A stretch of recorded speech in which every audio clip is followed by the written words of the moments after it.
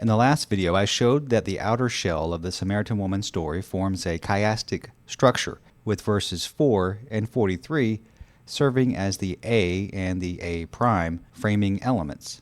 Within that shell, I explored the first nested chiasm in verses 5 through 9, with the bold central question, will you give me a drink? Now let's turn to what I consider the second nested chiasm, covering verses 10 through 15.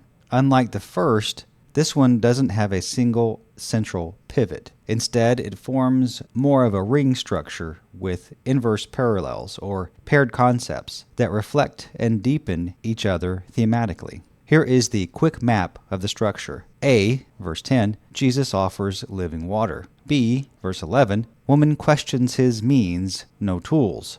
C, verse 12, appeal to Jacob's authority. C prime, verse 13, Jesus challenges Jacob's legacy. B prime, verse 14, Jesus describes self-sustaining water, no tools needed. A prime, verse 15, woman requests the living water. This ring structure moves from offer to request while challenging the cultural and spiritual assumptions at the heart of their exchange. Verse 10, Jesus answered her, if you knew the gift of God and who it is that asks you for a drink, you would have asked him, and he would have given you living water.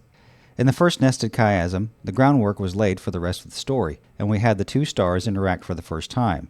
Jesus asked her for a drink, and she asked him, how can you ask me for a drink? Now, without answering her question, Jesus says to her, I would have given you living water if you had asked me. Living water is also known as spring water, which flows under its own power and doesn't need a rope or a bucket to access it. There is a contrast between springs and wells here, which is worth its own deep dive, but not today, and it's not in this video. Verse 11, Sir, the woman said, you have nothing to draw with, and the well is deep. Where can you get this living water? Given Jesus just mentioned he would have given her spring water, not well water, her statement regarding his lack of drawing vessels and the depth of the well is odd. However, she does begin to acknowledge the content of his verse 10 statement by asking, where can you get this living water? Verse 12, are you greater than our father Jacob, who gave us this well and drank from it himself, as did also his sons and his livestock? Continuing with her questions, and I think this is probably the most powerful question asked by the Samaritan woman so far, and I'm paraphrasing, she essentially asks Jesus, who do you think you are? By asking him, are you greater than our father Jacob? She's actually stating, you can't possibly be more important than our father Jacob. Verse 13,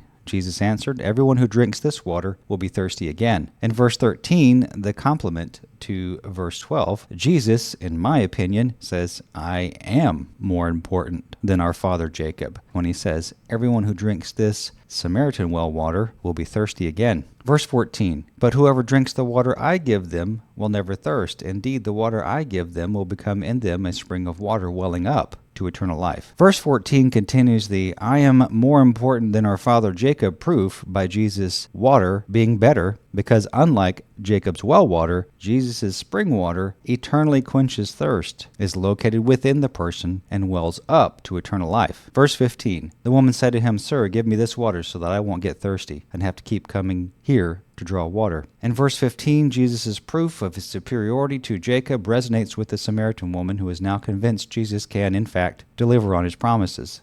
Verse 10 is almost directly answered by verse 15. If you had asked me, I would have given you living water. Sir, give me this water. Verse 11 notes nothing to draw with, but verse 14 notes no tools are necessary. In verse 11, she asks, where can Jesus get this water? And in verse 14, Jesus responds, it's located within. In verse 12, she asks if Jesus is greater than Jacob, who drank from the well. In verse 13, Jesus says yes, because Jesus' water is eternally thirst-quenching.